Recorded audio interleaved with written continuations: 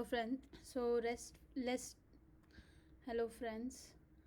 So let's finish the remaining signs, that is Capricorn, Aquarius and Pisces. For Capricorn, in your 10th house, the author says that, okay, let me put Capricorn in the 10th house, which will be for Aries ascendant. So Capricorn in the 10th house, Saturn becomes the lord of 10th and 11th house, that is 10th house and 11th house. Here, basic traits laid down by Maharshi Parashara. Saturn ceases to be malefic by owning the 10th Kendra, but since it owns 11th house at the same time, it becomes a malefic planet. Okay. The 11th house is 6th house from 6th house, that is the 6th of disease. Saturn is significator of disease, hence the house which is influenced by Saturn and by each factors of disease, as Mercury lord of 6th house and Rahu will be afflicted. So here I think you understood, but let me just explain. The thing is, we know that Saturn is the lord of Kendra. We all know that this house is the most important house. Basically all the Kendras are the pillars of the house. You are born because of these houses, and this is the highest, this is the most valuable house, that is 10, because it is your karma. This is the reason you are born. And Saturn is the lord of 10th house. Saturn is another lord. Saturn is lord of also 11th house. So 11th house is one of the 3 6 11, right? So it is not a very good houses, because it is, first thing, it is a malefic house. Why? Because it is 6th from the 6th.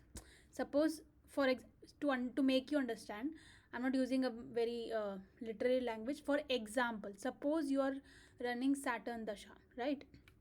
Suppose you are running Saturn dasha, we will feel that, okay, since Saturn is not connected to 6th house, it will not give us any bad results. No, Saturn will give results of 6th house also, in the sense it will act as a problem house also. Why? Because it is adding up to the 6th house issues. Like, uh, for another one example I'll take. For suppose we see 5th house as a kids, then we see 9th house also as a kids. This is second. This is the future of the kids. So 5th and 9th are the kids house. Similarly 11th house is also a continuation of 6th house. So that's why, if there is, suppose you are running dasha bhukti of Saturn or Mercury, or Saturn Mercury, that will be the most difficult dasha for Aries people, right? Especially if Saturn is sitting uh, in 10th house, or in 12th house, or in here, 3rd house. It will become very troublesome. For example, Saturn being the lord of 10th lord in 8th house anyways will give lot of transformation in the career. And second, it is also the lord of 11th lord into the 8th house. So lot of how will the gain come? Gain will happens through what is 8th house? Hidden, right? Hidden things, petrol, whatever underground things are there, like all these things. um uh, Speculations, trading, all these things. And what is there, like inheritance, insurance money, sometime partners money.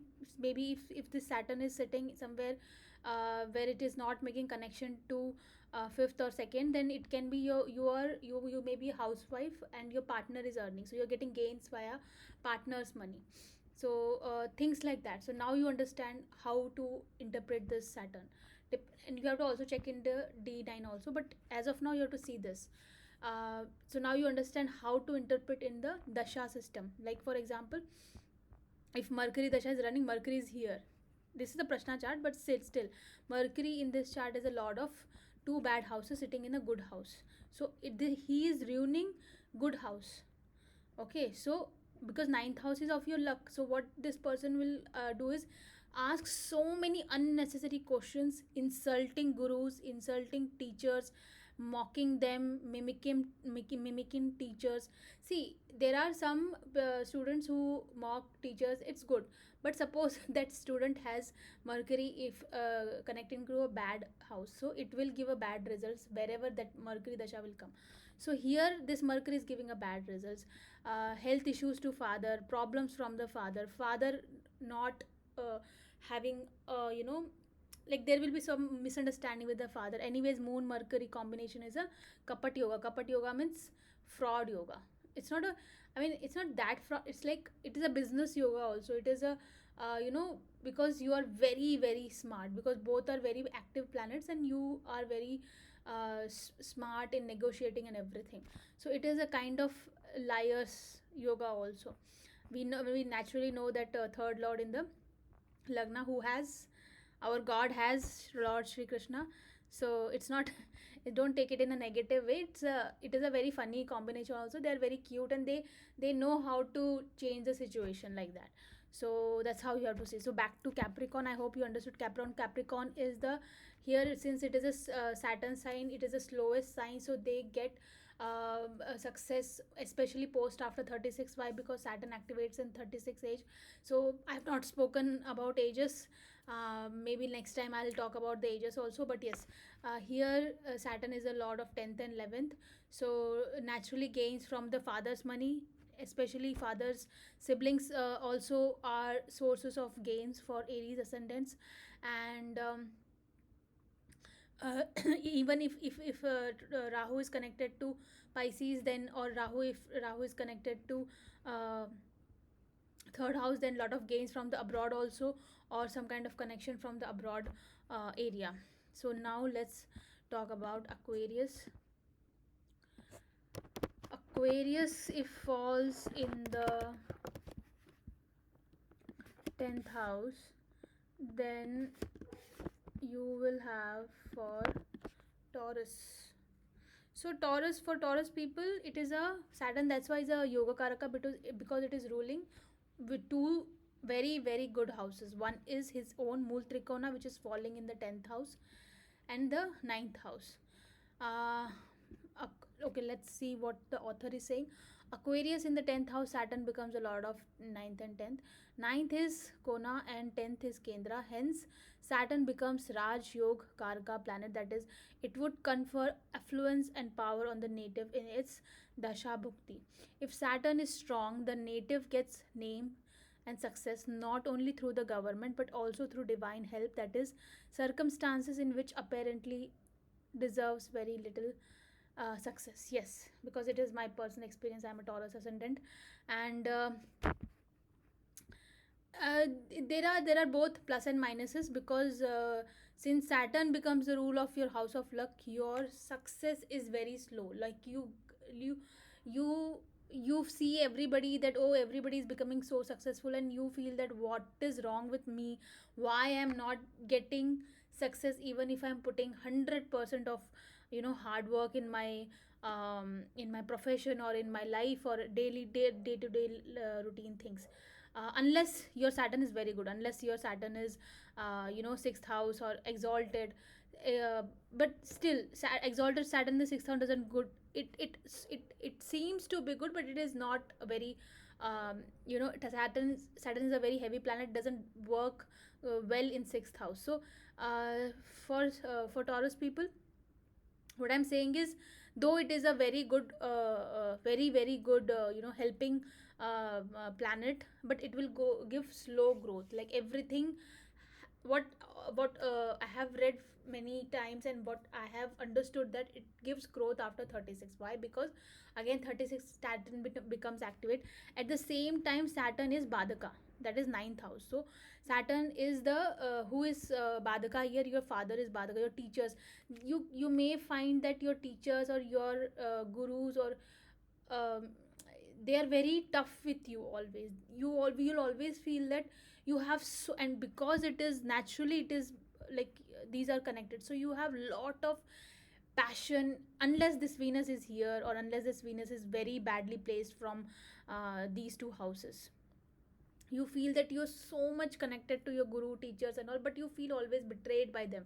So that's how it affect that's how it works. But I have seen in like eventually they get lot of help and support from God. Like I have my own examples, like when there was nobody, and from somewhere suddenly some help comes. Like you all may have gone through that experience. I'm not going to talk about it here, but there are certain magical experiences which happen in your life, and then you realize, oh, why, what happened, how and where, from where did I get that help. So for those magic and all, of course, you need to understand that there are certain planets which help you out of nowhere. And okay, for some people, suppose you are running Saturn dasha here. So Saturn dasha, if it is placed badly, like in 8th house or in debilitated, it may it may restart your career. You it may force you to start something from the scratch. And anyways, Saturn in the Aries, you have to start your career from the scratch. Or Saturn in the Scorpio, you always start something, because there is a lot of Martian energy of to start something. And if Saturn is here in the 4th house, you get a lot of fame, name. It can be public service, somewhere you're working in a government sector, especially. Why? Because Leo and Saturn makes government, or directly, indirectly, they also have a lot of issues with the government. So somebody who doesn't like government but is dealing with the government, something like that. And yeah, so that's how you understand. um, you know uh,